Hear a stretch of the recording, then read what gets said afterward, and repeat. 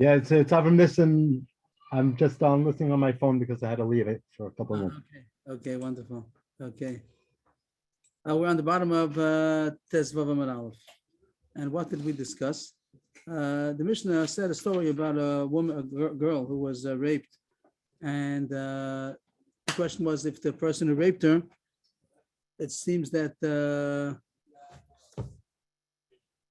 she didn't know who he was. And the question is, what was his identity? It means the question is if she's going to be puzzled to kuna. If it was a person who was puzzled, like a guy or a nurse and mamsa, she'd be puzzled to kuna. If not, if he's a kosher person, kosher means in his lineage, not that he's kosher, he raped her, but he's kosher in his lineage, so she wouldn't become puzzled to kuna. The Mishnah said that you could be samachan rov. The Gemara came out, the whole discussion yesterday was that only if there are two robes, trey ruby. The Pashas, the Gemara is going at the end that she doesn't know.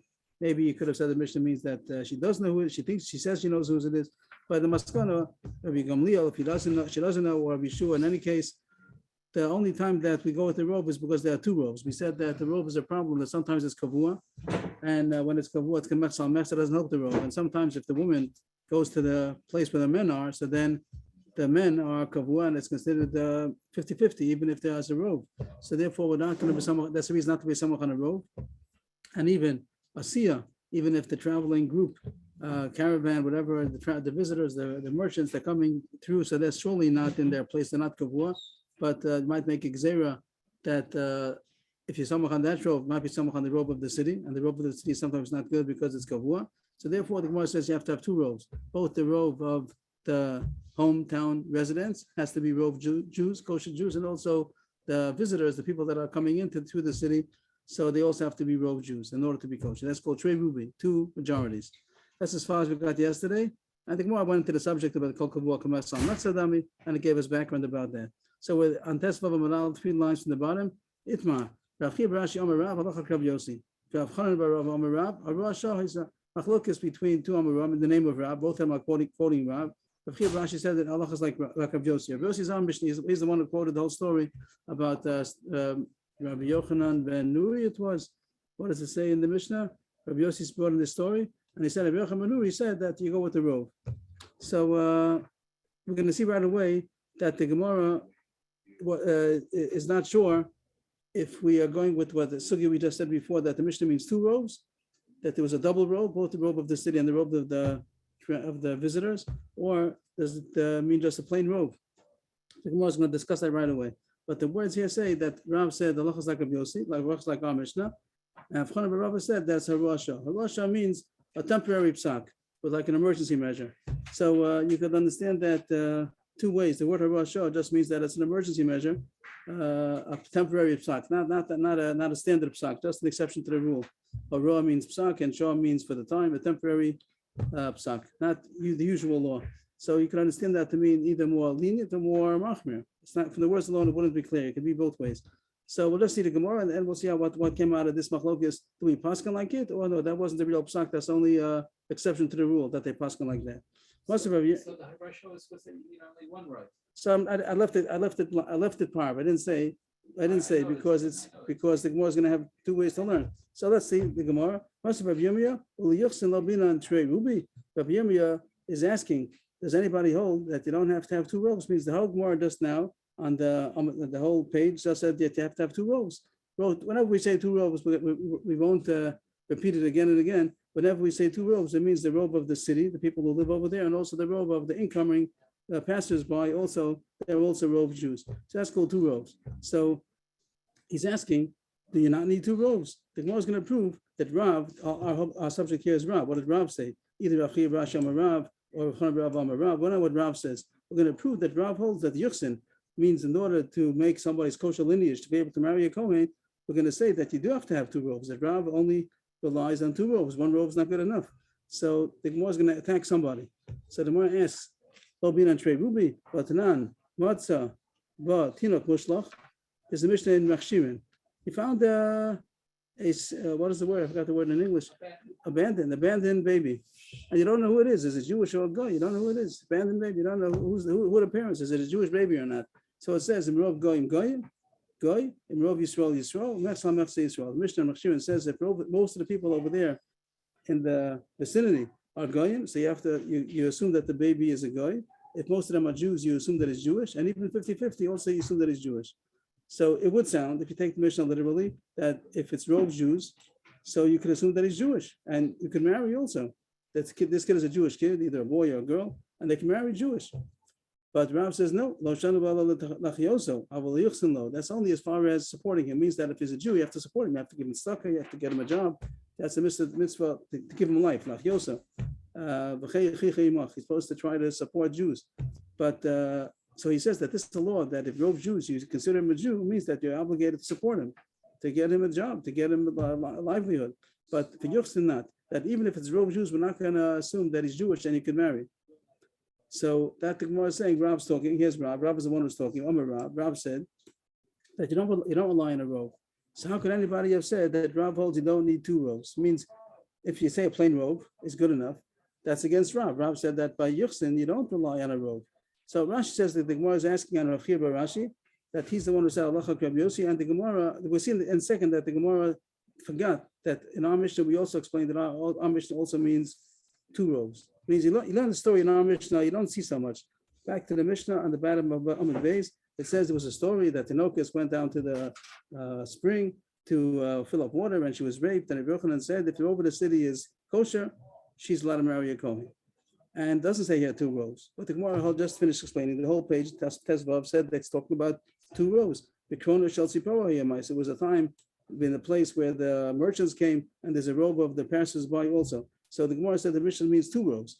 And the Gemara temporarily forgot about it. We'll see in the answer that the Gemara forgot this information. And therefore, we're asking Rav Chia bar Rashi Amarav that said Allah Rabbi Yossi, and he understood that the Mishnah means the Gemara is a question. Rabbi Yirmiyah thinks that Rav Chia bar Rashi meant to say the Allah is like Rabbi Yossi, that one robe is enough. He's asking that Rav said you have to have two robes. And the Gemara answers, we'll see right away the answer. It depends how you learn the Mishnah. If you read the Mishnah plain, it just says one robe. But the Gemara explained yesterday that it means that it's also two robes. It's two robes in the Mishnah. So we'll get to the truth right away. We'll come back into this parentheses in a minute. Shmuel, that's not our subject right now. You just want to know what Rav says. Rav says the Yuchsin is not good enough to have a robe. You have to have two robes. So how can anybody say in the name of Rav that one robe is enough? Rabbi Yirmiyah, who asked the kasha, he forgot. Well, what's what Ishtamitze, it was slipped away from him that Rav Yudah Rav said that the Mishnah also means two robes. So this issue of the girl who was raped was also the place where robe of the passers-by also were robe kosher. So it doesn't contradict. Means back to the machlokas now. Now that we have more information, we're going with the pshat that we learned in the Mishnah that there are two robes. Rabbi Yossi meant to say there are two robes. The girl is kosher. So that two robes is good, and that is very good with what Rav said over there in the Mishnah Machshirin, that one robe is not enough to just because robed Jews are here. We don't say that the abandoned baby is also Jewish to marry her. You have to have two robes. So that's very good. Rav says Allah is like our Mishnah. The Allah is in Machshirin also. There are two robes. Rav Chanan said he means to say that usually you don't have to. He has come to be machmer. He's saying that he says that was a chumrah, which was a chumrah, but usually you can rely on one robe. That's what the most conscious is now.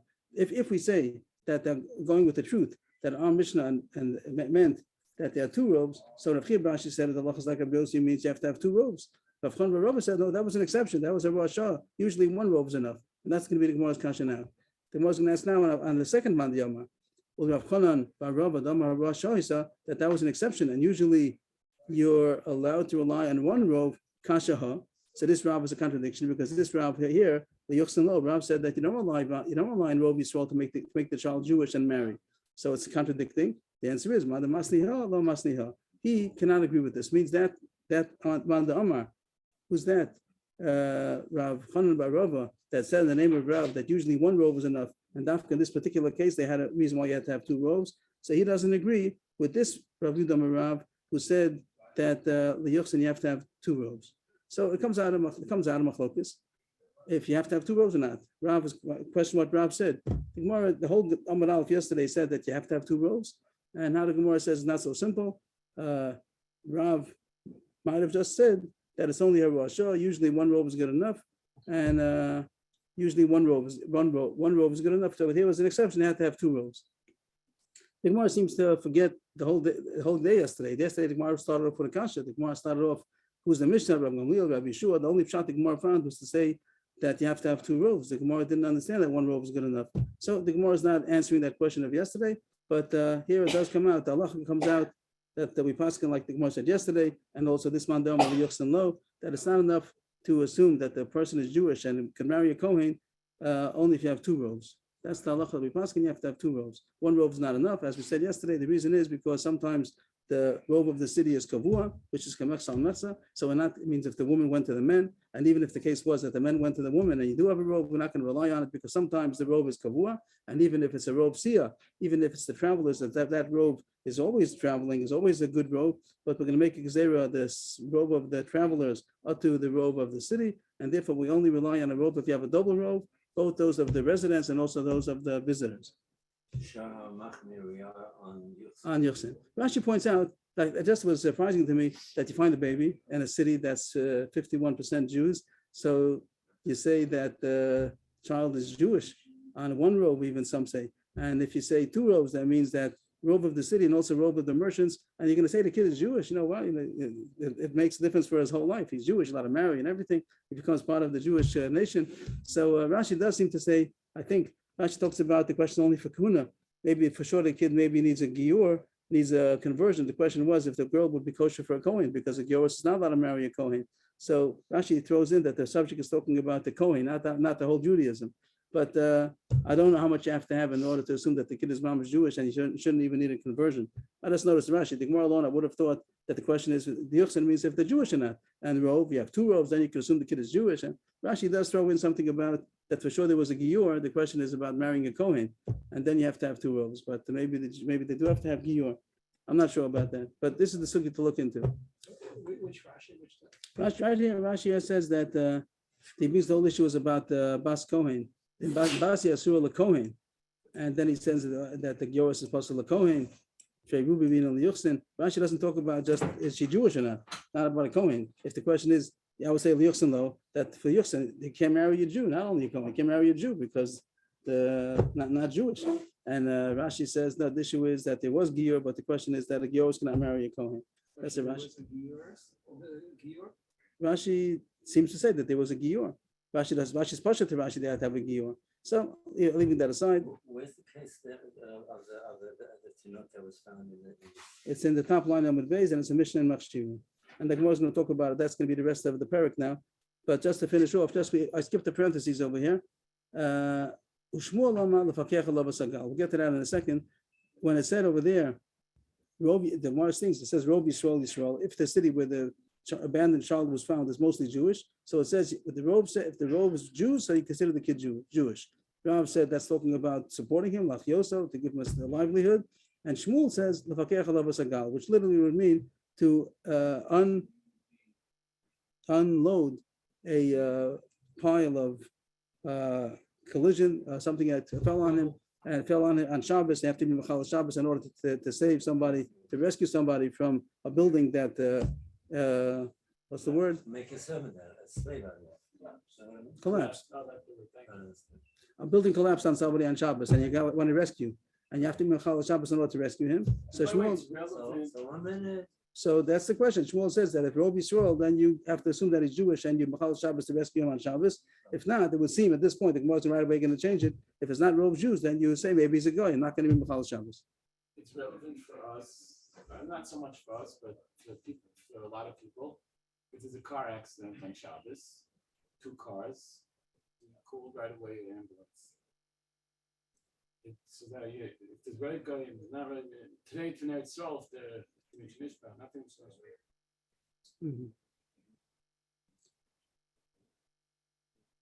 Now the Gemara goes into the subject over here. So the rest of the parak is going to be like sort of parentheses, but that's going to explain the Mishnah and Machshivim, but whatever's never relevant to what we finished already about Yochsan, you have to have 2 robes. That's what we pass, you have to have 2 robes. Shmuel is holding that you mechal Shabbos for this tinok, right? Is that? He says dafka if you have Rob Yisrael. Shmuel said something that the application of knowing that the kid is Jewish is to be mechal Shabbos to save his life. That's from a different. It's not helping us in the halacha. When it's in parentheses, that's not the subject there. Right. We're just talking about the Mishnah Machshivim. We brought down the Mishnah Machshivim because Rav said about Yochsan. So that's how we brought it in. Once we brought it in, we're going to talk about it. So the Gemara mentioned Shmuel. I skipped it a second ago, but now we're going to open up the subject. Kufa. So now we're going to bring down the Mishnah Machshirin. First, I post the whole Mishnah, and then Rav and Shmuel, and we're going to analyze it. Masabatinik Mushlach, he found in the city a abandoned child. Imrov Goyim Goy, Imrov Yisrael Yisrael, Mechsan Mechsi Yisrael. If most of the residents are Goyim, you assume the child is a Goy. If most of them are Jewish, you assume that he's Jewish. And even 50-50, also you assume that he's Jewish. And that's under the Mishnah. That we learned already. That Rav says that even when it's Rov Jews, it's only that you have to support him, you have to give him a livelihood, but you're not going to assume that he's Jewish as far as, or the girl's Jewish in order to marry, you'd have to have two robes. Maybe you also have to have a conversion, Rashi talks about, and then also if to marry a Kohen is only if there are two robes, the double robe. Which we said means that in order to Michal Shabbos to save this person's life, if there's Rov Yisrael, you assume that he's Jewish. But the Gemara is going to say that's not true. Shmuel doesn't contradicts himself. When we have a Shmuel Hachi, that you only save him if you have Rov Jews. When it comes to a question about life, saving a life, you don't go with the Rov. That means that you're going to save him even if it's not a Rov. It means even if you can have Rov Goyim, that's not enough to say not to Michal Shabbos to save them. You can have to be Michal Shabbos even if Rov Goyim. This kid who was found, this abandoned child, so you never know if he's Jewish or not. You don't know. His Rov says that he's a Goy. You found him in a place where Rov Goyim. But you don't know, maybe he's Jewish. There are Jews here also, you don't know. So Shmuel should say that even if it's Rov Goyim, you still would have to be Michal Shabbos in order to save his life, because you don't go with Rov. Rov is not, usually by Mominus and things like that, so then you go with the Rov. Even that's also a question. By Yisurim, you go with Rov. But by Pikuach Nefesh, Shmuel says you don't rely on Rov to say I don't have to save his life, because Rov says he's not Jewish. That's not enough. So that's the most kasha that Shmuel couldn't have said that you only save his life if he's found in a place where Rov Jews. Even if he was found in a place where it's Rov Goyim, you also have to be choshesh, maybe he's Jewish, and be Michal Shabbos to save his life. So we misquoted Shmuel. He really meant to say like this: in Rov Goyim Goy, Shmuel wasn't going on the end of the second part of the mission where it says Rov Jews Jew, and then he says it's relevant to saving his life on Shabbos. No, he meant the other case. It's going on the ratio where Rov Goyim, we consider him a Goy. But Shmuel says, but as far as saving his life on Shabbos, you don't go with the Rov. And even if it was Rov Goyim, you still save his life. Maybe he's Jewish. Then now the Gemara is going to. That's against the first, where it says that it's according to the Rov. Yeah, he's saying we don't know. Right, it means we're not, it's not against, it's changing. It means the Gemara first quoted Shmuel on the din of Yisrael, and now we said that was a misquote. Shmuel really said it on the case of the Resha. And Shmuel said, in the case of the ratio, when Rov Goyim, you say that it's a Goy, that doesn't apply to Chil Shabbos. Chil Shabbos, you're going to be Michal Shabbos, even if it's Rov Goyim. And that seems how we pass. We pass like Shmuel, that they don't go with Rov as far as saving a life.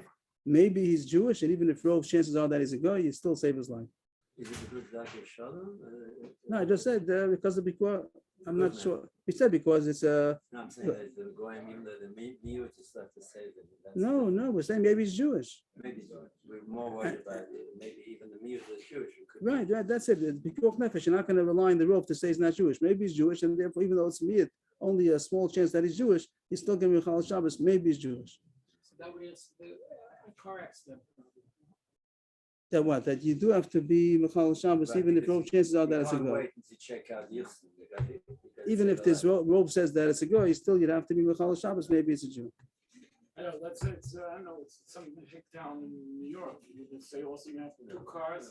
If staying in a hotel in Hicktown in New York, with two cars getting vaccinated, you have to chesh the Jew involved. I don't know. It's probably a shayla. Okay. Now the Gemara just goes on to continue to analyze the whole Mishnah. The Mishnah spoke about Rov Goyim Goy, Rov Jews Jew, and also Metzal Metza 50-50 is also a Jew. So it says like this. Rav. I'm sorry. I misread it. In Rov Goyim Goy. That's the Mishnah. That if there's Rov Goyim. Two dots, you're saying that it's a new Indian? Yes, we're still going on the Mishnah, but it's finished. What we just said, the first subject was that Shmuel said something about being a Chal Shabbos. So the Gemara analyzed that and came out that if it's a question of saving his life on Shabbos, you save his life even if it's Rov Goyim. What? Even if a Jew is a Miut, Right. And now the Gemara is going to analyze the Mishnah. It does say that as far as some halachas, if Rov Goyim, you do consider him a Goy. So what is that all about? In Rov Goyim Goy, what does that apply to? That you give him tray for food. Because you could assume that as far as halachas go, Yisurim, not about saving his life. As far as Isurim, so you do assume that he's a goy. So this kid that was found, abandoned kid that was found in the city, which is Rov Goyim, so you don't give him kosher food. You give him trade for food, and you give all kinds of averis. He doesn't have to keep Shabbos. It's very interesting that even though you save his life, everything else you're going to save his life, and then you give him a trade for tea, and not only trade for all kinds of averis. As far as the mitzvahs, you don't have to assume that he's Jewish. But as far as saving his life, he still saved his life. You mechal Shabbos to save his life. Because to me, it's a option, possibility that Yes. he's a Jew. Yes, but as far as the doing Isurim, so we go with the robe. That's not a Pikuach Nefesh. That's just Isurim. So for Isurim, you do assume according to the robe, and since robe goyim, so you treat him like a goy, and you give him a tray for to eat. The Mishnah said, in robe Yisrael, so what does that apply to? That if the robe says that he's Jewish, we said it already, the Pshat of Rav, the Achyoso, he's supposed to give him a livelihood if robe Jews. But here the Gemara continues another point. Amarav Papa Lachzil Aveda. That you do return the lost object, you know that he lost something. So if it's Rov Yisrael, then he's supposed to be Machzor Aveda. If not, then you don't. If Rov Goyim for sure not, you're not Machzor Aveda. Even 50-50 also not. 50-50 also, you wouldn't have to be Machzor Aveda. You shouldn't also, you don't have to support him, give him a stucca. You do give stuck even to Goyim, like it says Mefarnas and Aniyah Goyim. Taisus brings down that this is a bigger chiddush than Lach Yoso, because to return Aveda is considered an Avera. You're not supposed to return the lost object to a Goy. So that is a good thing. It is a good thing to support, to give stuck with the goyim, but to return an aveda, the Gemara says is a bad thing. You're not allowed to. And the reason is because the goyim don't return aveda. The goyim consider finders, keepers. How do you say? Losers. So since the goyim don't return, so we don't have to return it to them. It's making him to the level of a Jew, to your brother. To the halach is that you return a lost. So here the chiddush is that when there's Rov Yisrael, you do return a lost object, and if it only be 50-50.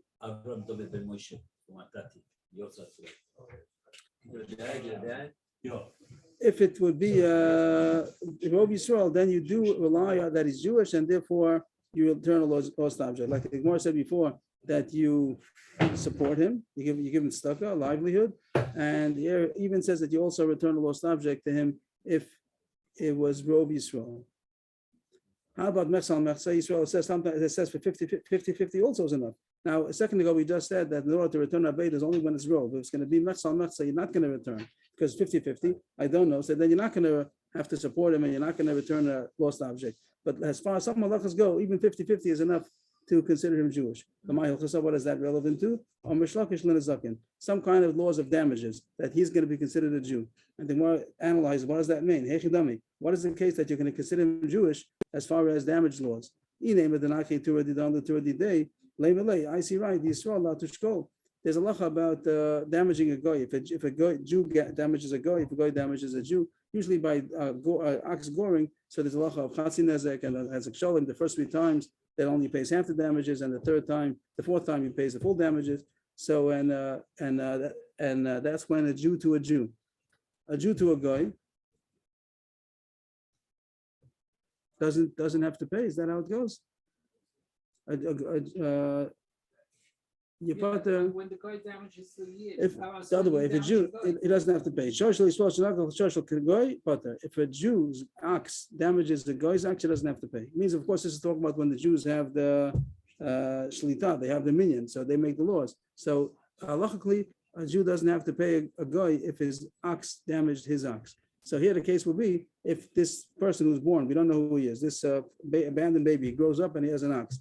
And our ox, one of a Jew's ox, damaged his ox. Are you going to say that it's considered Yisrael because it was 50-50? Here the case was he was found in a city that's 50-50, Jews and Goyim equal. And now he grew up and he has an ox, and a Jew's ox damaged him. Are you going to say we're going to consider him Jewish and Mazik has to pay?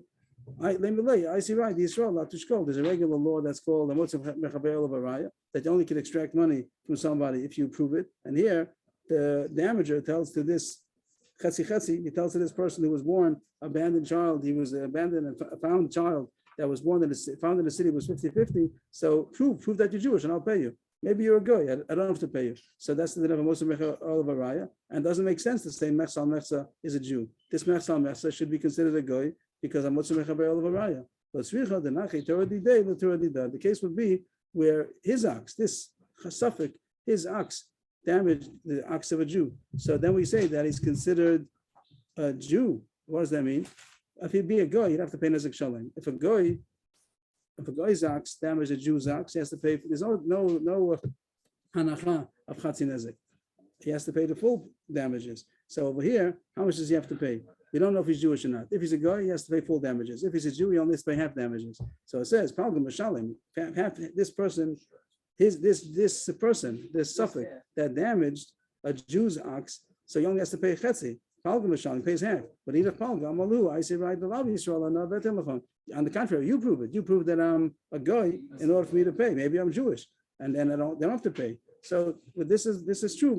Really, sometimes it's a guy, sometimes it's a Jew. It means that you don't know. It's 50-50. So if it's a question of Moshe Mechaber Baraya, each whatever way you're going to say that, prove it. So if he was the one who was damaged, you don't have to pay him because Moshe Mechaber Baraya. If he was the one who damaged, he only has to pay half. He doesn't have to pay like a guy. He pays like a Jew. So that's the Gemara brought all this in Agav. That whole point was the Mishnah Machshim. We just wanted at the beginning. The Rav said that you don't rely on the Rov Yisrael for Yuchsin. You have to have two robes, and that's how we pass him.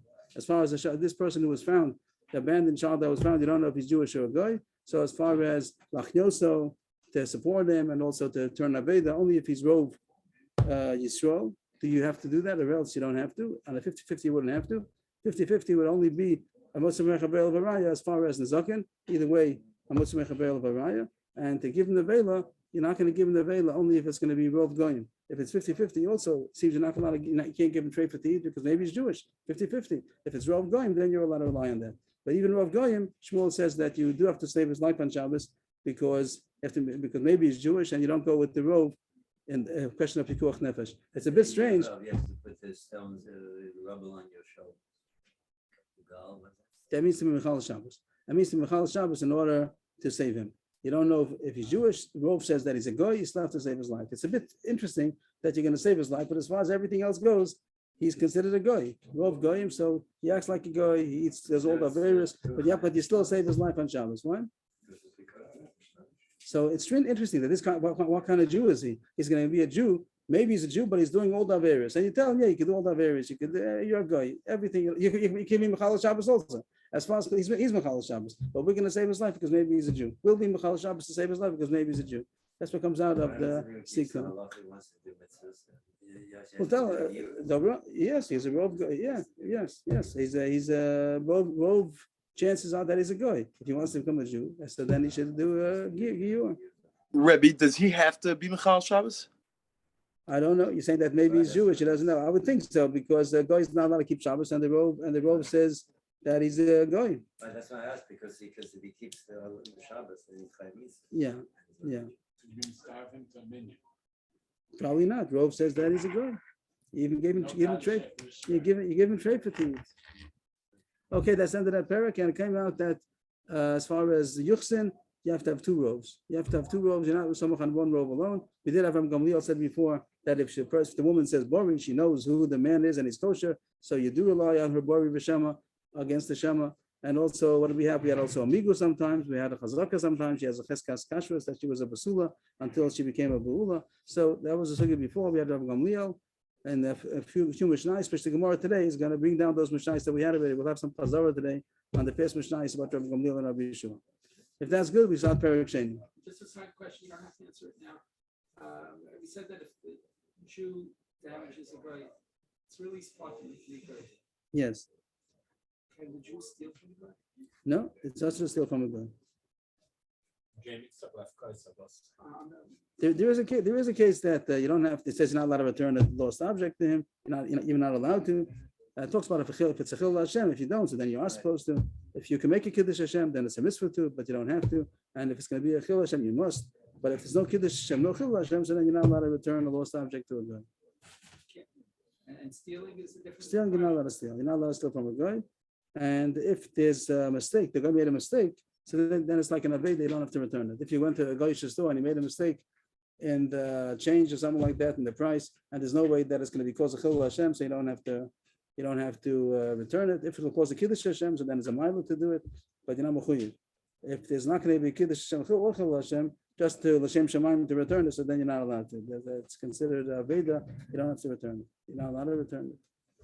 Okay, next Mishnah, next parak. Ha'isha shenesamu la o shenesgasha.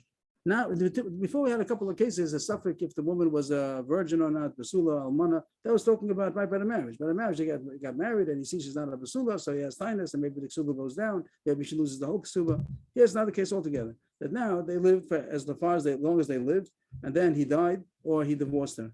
And now it's coming time to collect the ksuba. And now the question is, when they got married a long time ago, was she a basula at the time? Now for sure, she's married. She could have been married for many years. And now that he died, and the question comes to collect the ksuba from the estate, or he divorced her, and she's coming to collect ksuba from him. How much was her ksuba when she got married to him? Was she a basula or not? So nowadays they have records for all these things, but then they didn't. You have to have Aiden. She says that when we got married, I was a basula, only ksuba of 200. And he says, no, when we got married, you were a widow. There was a second time marriage. And I don't know you ksuba of 200, only ksuba of 100.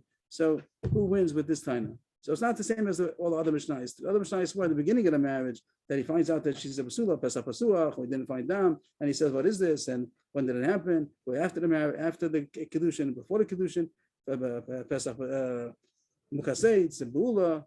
That was the whole sugya. But here, it's years out down the road, right, or much later. The question is, now she's for sure been married to him. But the question was, what happened when they got married? Was she? He says that I married you as an almana, and she says no, you married me as a basula. You owe me 200. It's not there. Right. So you don't have to have the contract in order to demand ksuba. That's the kanas chachamim. Even if there's no contract, also she has a right to collect. So it says here she has to prove that she was a basula. If not, then in order to extract money, you have to prove it. She's extracting from him. He's the one who's paying. So he's not going to pay unless she proves it. He says, I don't owe you. And she says, you do. So she has to prove it. How does she prove it? So if she could prove at the time when she got married that she went out with a hinuma, which we're not going to see the Gemara today, but the Gemara will talk what hinuma means. Nowadays, they might call it like a debadek and things like that. It was some kind of a siman that a basula did that a bu'ula did not do. A first-time marriage, they had certain customs to show that this girl is a basula. It's a first-time marriage, and that would be enough testimony. If they had testimony, I don't know what hinuma yes means. But nowadays, they call it the veil. I don't know if that's what the Gemara is going to say, but if they have Adim that when she got married to this man, she had a hinuma, and Rosha Prua, Rashi says that her hair was undone, means that her hair was flowing here, not that it was tied together, it wasn't bunched together, it didn't have a pony, what they call. So then that's a simmer that she was a basula. That was the custom that the word Prua might mean uncovered also, that she had uncovered hair when she was getting married. So that means that she's a basula. If she would have been married, then it would have been either covered or bunched together. So that's a raya that she's a basula because that was the custom that the basula went like that by her wedding. And Almana did not. If she could prove that she has pictures, whatever, or she has Eidim that testified that that's how she went to her wedding, that would be enough proof that she's a basula and she was a Masai. But if not, she's only eligible to Mana because he says, I married you an Almana.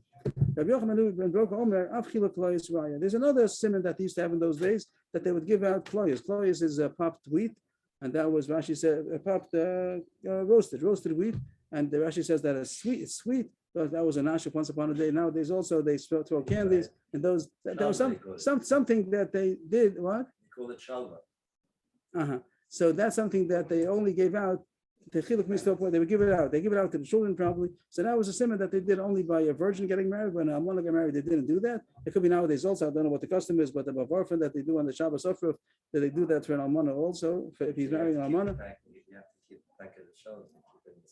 No, he has to bring Eidim. You bring Eidim of what happened at the time. So is that a good raya or not? Could be that Tanakam holds is not good enough for a raya because maybe sometimes they do it by Almana also, whatever the Machokas is. But she has to prove that at the time she was treated as a basula, and that's enough proof that she could collect suba of Masayim. If not, then he has a taina that she was an Almana.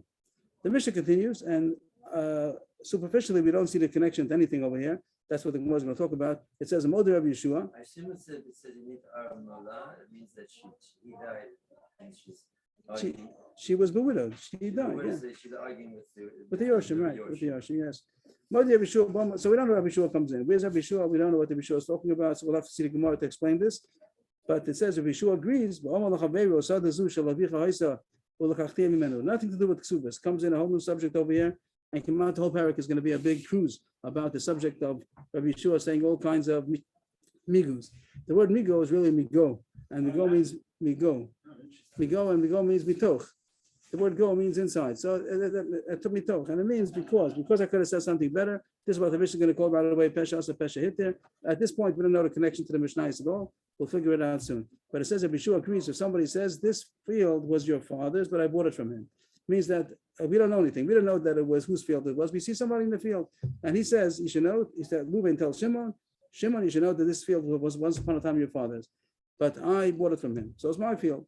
And if he wouldn't have told us, we wouldn't have known anything. We would have thought that it's his field from his Yerusha. But he says, no, it was your father's, but I bought it from him. So he's believed, even though he has no proof that he bought it, but we have no proof that he was ever the other one's father in the first place. So he's the one who's giving us the information that is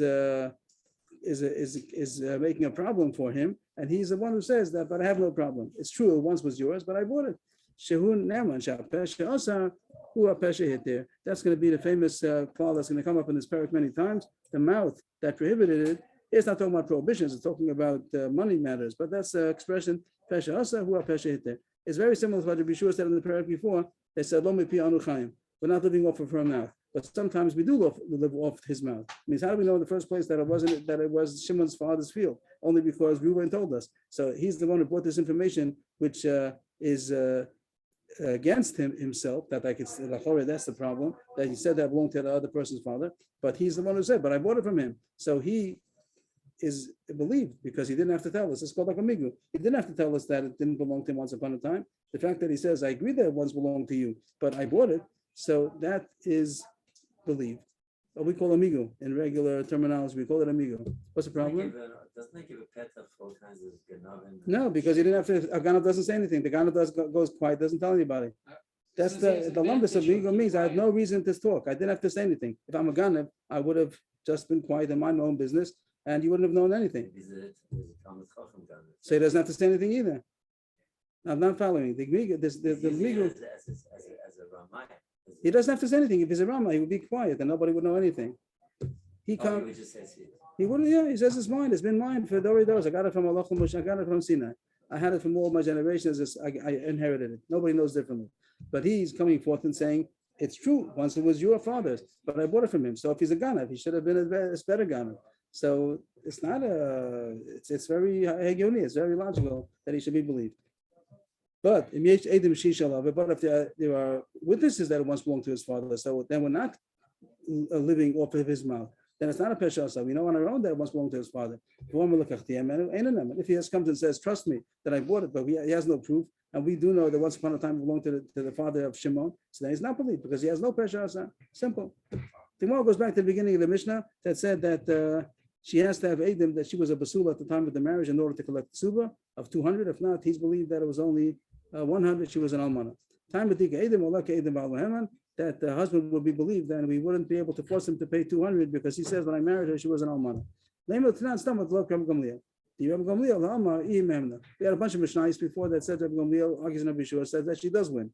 A case where she said that I was a basula, or we have a few cases. The Gemara is going to be on all the cases coming up, and each time Rabbi Gamliel says she's believed, and Rabbi Yeshua said no. So the Gemara thinks that this Mishnah, which says that he's believed, seems to be against Rabbi Gamliel. The Gemara is right away going to talk about it if it makes sense. But the Gemara is just saying, look, all the Mishnayos before, we had about 4 Mishnayos. Each time Rabbi Gamliel says she's believed. And here this Mishnah says that he's believed. It seems to be against Rabbi Gamliel.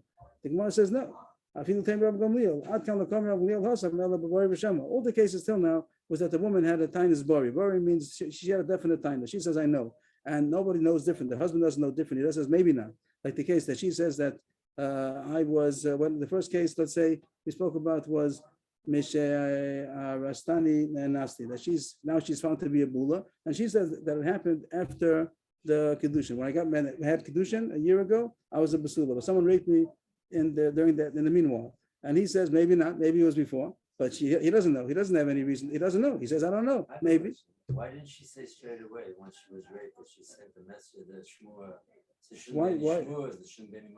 It's not going to make a machlokas now also. What is it? If she, it is going to be a machlokas. Is better maybe to get it out in the open. What's the difference? It's going to anyway. Then it's more. Then it's surely Naaman because. Why is surely Naaman? Because she's embarrassing herself too. She's going to be. She knows she's going to be embarrassed when she gets married. She's going to be found in a booth. It's going to be a big noise right after the wedding. Right, it doesn't make a difference. It's pushed.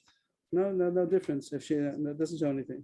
So the Gemara says all the cases till now, the reason why Rabbi Gamliel says she's believed is because it was a Bari B'Shema, that the husband didn't know. He says, I don't know. All the cases over there, Mukaseitz, when did it happen? If it happened, all these cases were that he doesn't know. He just says maybe. But all the cases were saying that she says, I do know. So it's a Bari B'Shema. Rabbi Gamliel says, Bari B'Shema, you give her the Namanas. Avalacha, Bari, Lo, Amar. But over here, he also is talking Bari. He's saying, when we got married, you and Almana. He wasn't saying maybe. He says, I know, when we got married, you and Almana. So here, Rabbi Gamliel is not arguing. Here, Rabbi Gamliel also would say that she's not Neman. So the Mishnah could even be according to Rabbi Gamliel. No shaykhs to the Mishnah is before. All the cases before was a Bari B'Shema, a definite taina against a suffix taina. So the definite taina wins. Over there, the Gemara also spoke about maybe the amigos over there also, but there was a Bari B'Shema.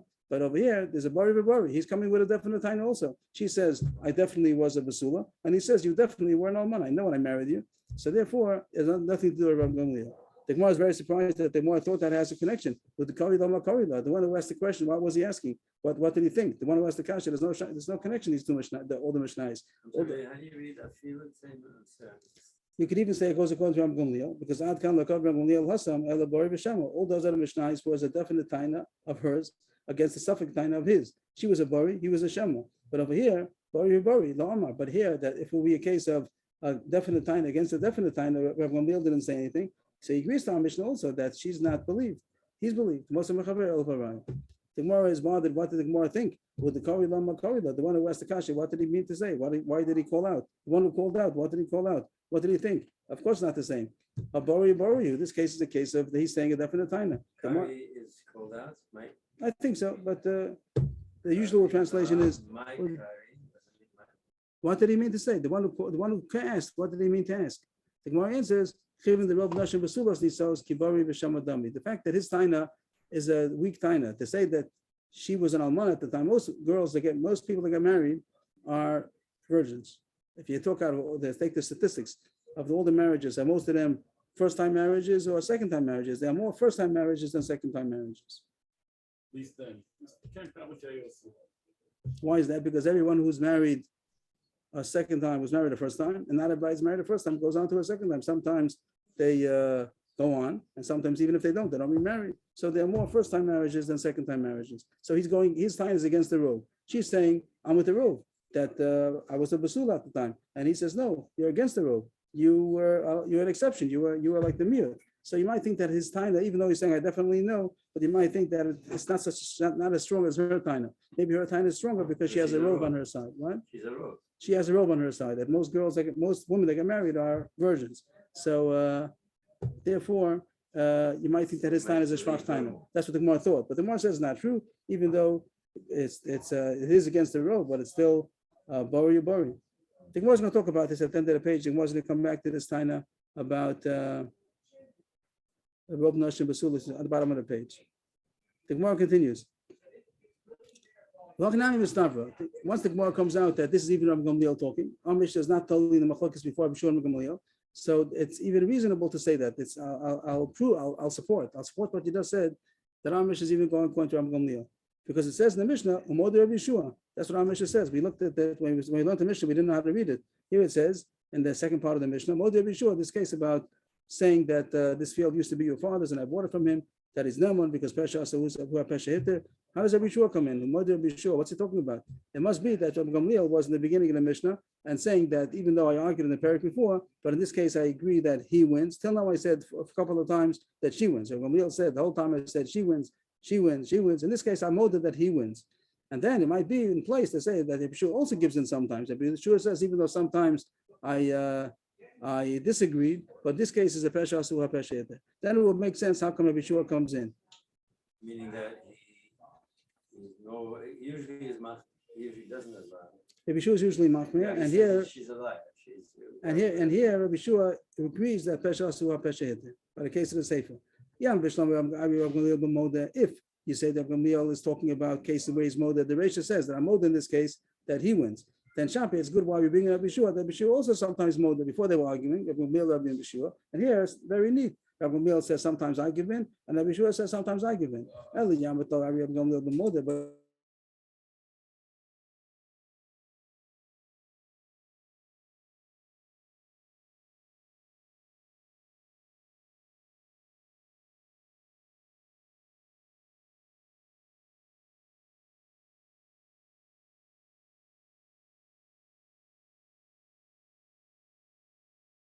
him. And over there, we're going to say that the Yeshua was not relying on a migu, and he says, on this migu I do rely. That's how the Gemara is going to go now. The Gemara is going to go through all the Mishnayos. I think it has 4 Mishnayos, just to zoom out a second. 1, 2, 3, 4. It's going to be 4 Mishnayos and try to find which Mishnah did I say before that there's a migu that the Yeshua does not rely on, and here's going to be a migu that the Yeshua does rely on. Hey, which one? Which Mishnah did the Yeshua say So before? what are all these Kas? Pirkei Kai, Amar Kai. Misa v'shav Yeshua hai pirkin koi. Do you think that Yeshua is, the word koi literally means standing?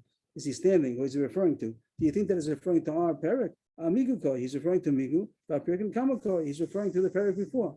We're in parak sheni already. He's referring to back in parak rishon. Where over there were migus that the Yeshua said I don't rely on that. And here he's saying I'm that this migu I do rely on. So now the Gemara is going to be on the search. Where do we have in the first parak that there was a migu that the Yeshua didn't agree to? Hey, which one? Which Mishnah before did the Yeshua not agree to a migu? If you're going to say the following Mishnah, here's the Mishnah. This last Mishnah we had. Not 2 Mishnahs, but it was the last case of Rav Gamliel. A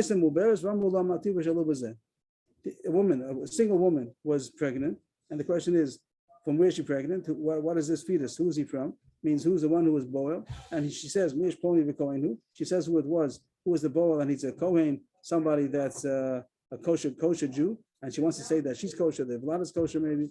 Rav Gamliel, Rav Gamliel, that's Rav Gamliel, and Rav Elazar, both of them say that she's believed. And Rabbi Shua says, because of Bari, right? She says, I know it, and we don't know. Rabbi Shua, we don't live off her mouth, and maybe she had relations with a puzzle. So that's the case where Rabbi Gamliel, Rabbi Yeshua did not rely on a migu, and Rabbi Gamliel maybe did.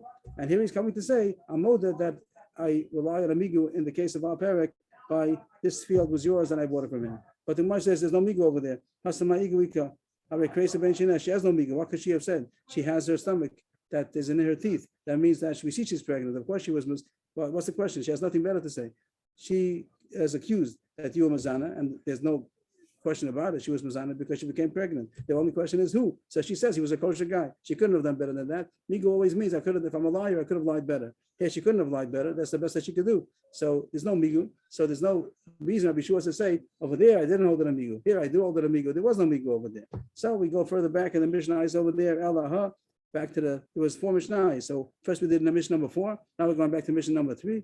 The case before on the same Mishnah.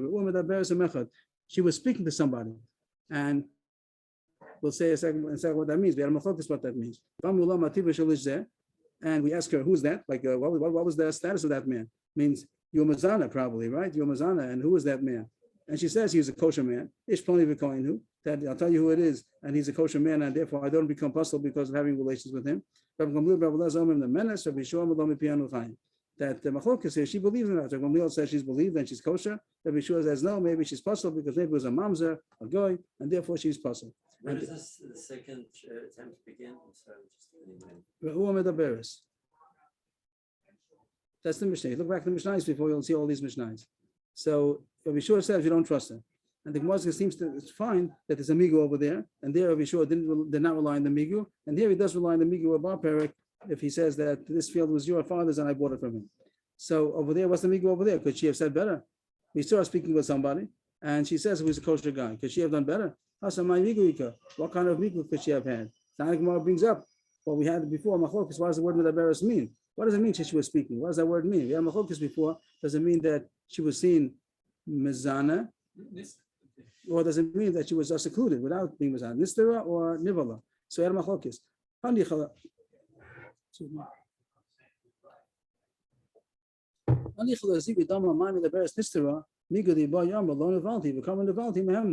Depends what kind of mission is. If a woman that means that she was only in seclusion, we have testimony that she was in seclusion, and we don't even know that she was Muzana. Maybe just was in seclusion. So she could have said, I didn't have relations at all.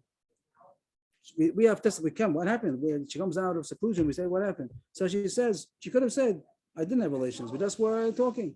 So if she gives in that we didn't have relations, but he was a kosher man, then she has a migu, because she could have said better. She could have said we didn't have relations at all. If I'm a liar, I could have lied better. Since she could have said that we had no relations at all, and she gave in and said we did have relations, but he's a kosher man, that's a reason to believe her, because if she's a liar, she could have lied better. What? So there's a good migu. And if Yeshua says, I don't hold it at migu still. We're gonna still that's gonna be the point. That we're trying to find the migu case before that Rabbi Yeshua didn't hold up. Rabbi Yeshua over there says not believe. Over there, when Gamliel says believe, Rabbi Yeshua says not believe. But at least it's a migu case. The first case before, by she's pregnant, there's no migu. She couldn't have said better. But here she could have said better. She could have said we didn't have relations. So here's a case of a migu, and Rabbi Yeshua didn't hold of it. And now he comes in our Mishnah and says, but this migu I do hold up. That would make sense. But Rabasi over there didn't agree with Ziri. That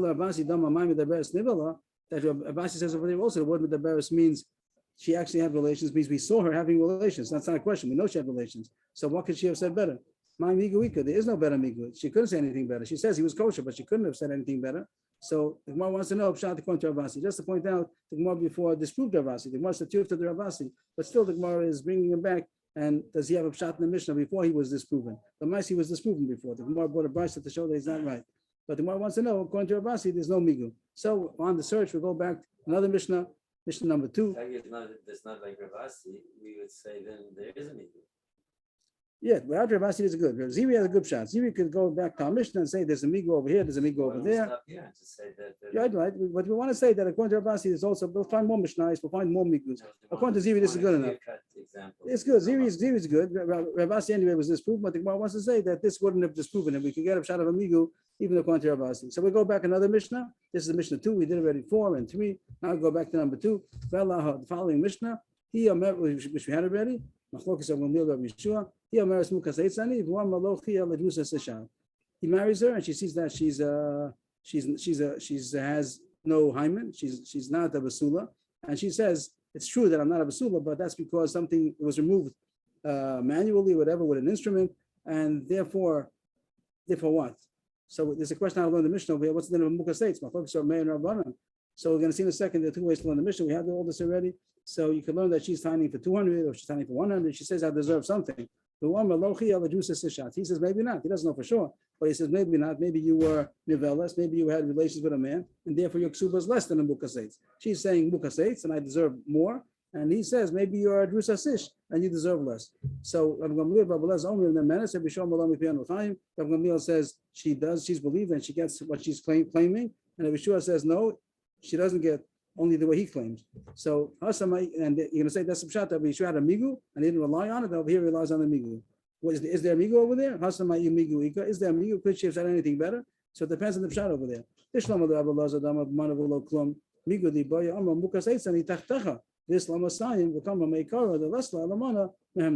pshat over there that what's the debate between him and her? She's saying Mukha Seitz, she's saying Drusa Sish. Maybe let's just highlight that a second. She says Mukha Seitz, and he says Drusa Sish. So what does she want? What does he want? So there's a pshat of Elazar said over there that she wants 100 because that's Rabbanan. Rabbanan say the Mukha Seitz only gets 100, even though it wasn't removed by a bia, it's only removed by instrument or something. But still, she only deserves 100. She only gets 100 for ksuba. And he's saying Drusa Sish, and you don't get anything because concept becheskas pesula, but him says bula, she doesn't get anything. According to that pshat, so she was asking for 100, and he was saying you don't get anything. Is there a migu over there? Could she have time to something better? She's asking for 100. Could she have done better? Yes, she could have done better. She could have said that I lost the basulim after we were married, that we had kedushin, and it happened. It didn't happen before. It happened after. So there's a migu. She could have said a better time. Migu di bayam mukha seitz anitachtecha, that I became a mukha seitz after the marriage. So then I Islam was signed, and she's saying no, I only get 100. The karma may cover the rest of the she's saying that attack happened before the marriage, and I fooled you, and I didn't tell you that I was a mukha seitz. I was a mukha seitz. So there, mehemna. That's a good reason why she should believe that when Neil says she should believe because of a migu, because she could have claimed 200 and she only claims 100. Believe me, I'm not a liar. If I'd be a liar, I could have said a taina that I would have been believed. I would have said mukha seitz tachtecha, and I also and I would have been believed. So that would make sense that Rav Gamliel is saying a case of a migu. Rabbi Yeshua doesn't hold of it, and here he does hold of this migu. Ella Rabbi Yochanan the Amar b'Masai Mumana my migu ika. Rabbi Yochanan over there says that the Mishnah going according to Rav Meir, and Rav Meir holds that Mukha Seitz gets 200, and when she says Mukha Seitz, she's asking for 200, and the mana is that he's saying that the concept of cheskas pesula v'nim says bula does get a mana. And therefore, that's the machlokas between him and her. She's saying I get 200, and he says you only get 100. But over there's no migu because she couldn't have gotten more than that. If she's asking for 100 and she had a tiny, she could have gotten 200. That's a good migo. That's nice. She's showing that she's not a liar. But if she's asking for 200, she can't say, you believe me because I could have done better. You couldn't have said any better. If you're a liar, this is the best lie you could have done. So according to this chart of Rabbi Yochanan, there is no migu in that case. So we're still on the lookout. Is there a case where we have a migu? Allah, this is the first case. It means going backwards, 4321. We finally came to the first mission before in the previous parak of this series of Rabbi Gamliel and Rabbi Yoshua. And here there is going to be a migu. What's the case? He married her and he sees she's not a basula. He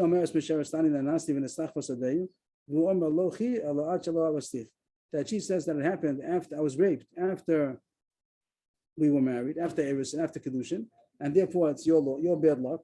Your field was flooded, and so you're lost. When we got Kedushin, I was a basula. You owe me a ksuba of 200, and it's your loss that I became raped before we got married, before the Nisuin. But he's saying maybe not. Maybe it happened before the Kiddushin, and I don't owe you. Rabbi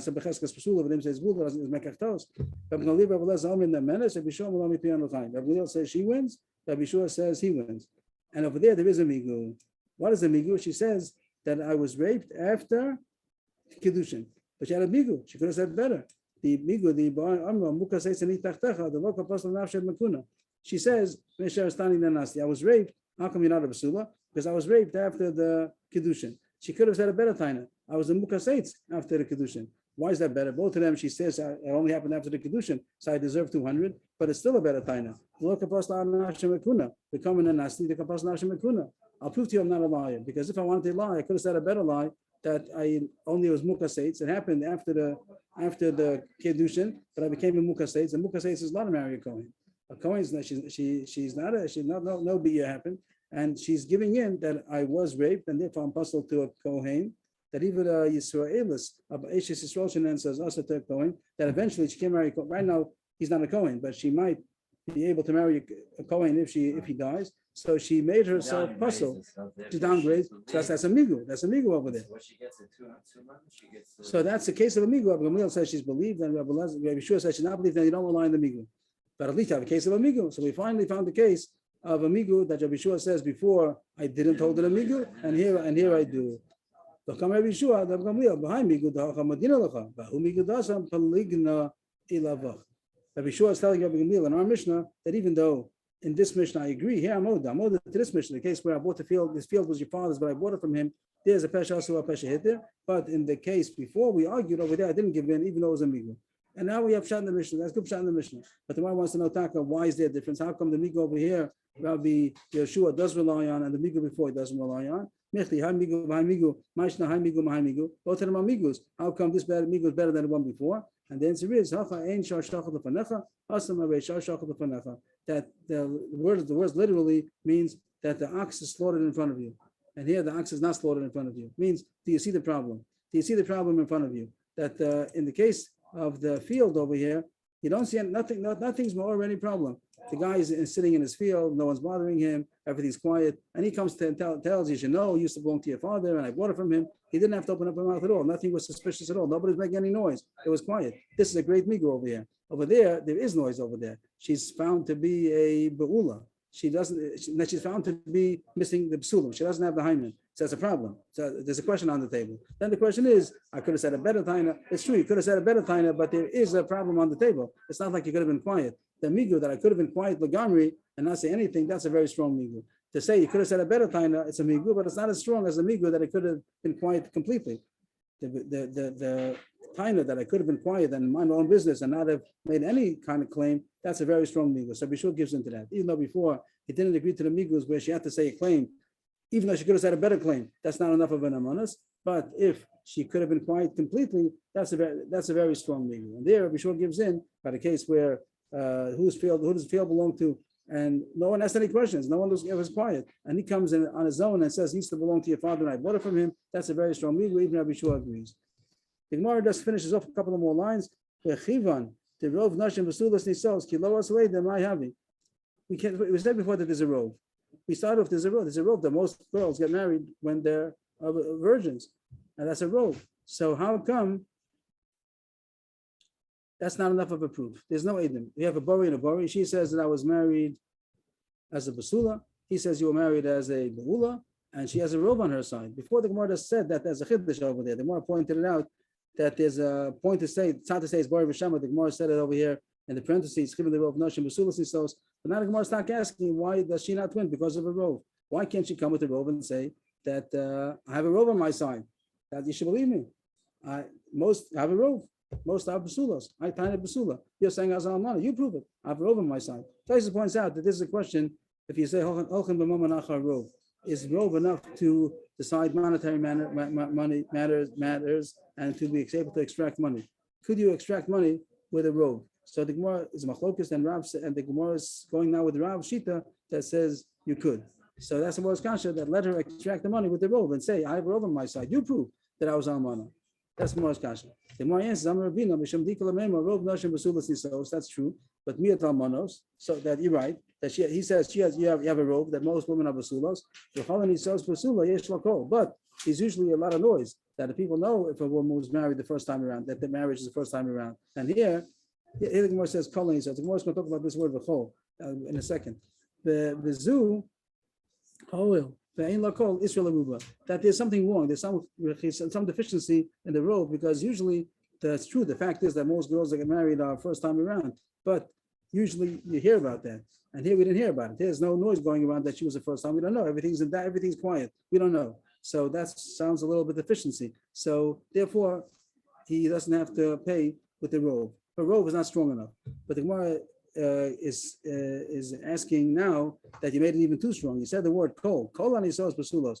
That there's no such thing as not having a kol when she's married as a basula. E kol anisos. If the word is kol. E kol anisos.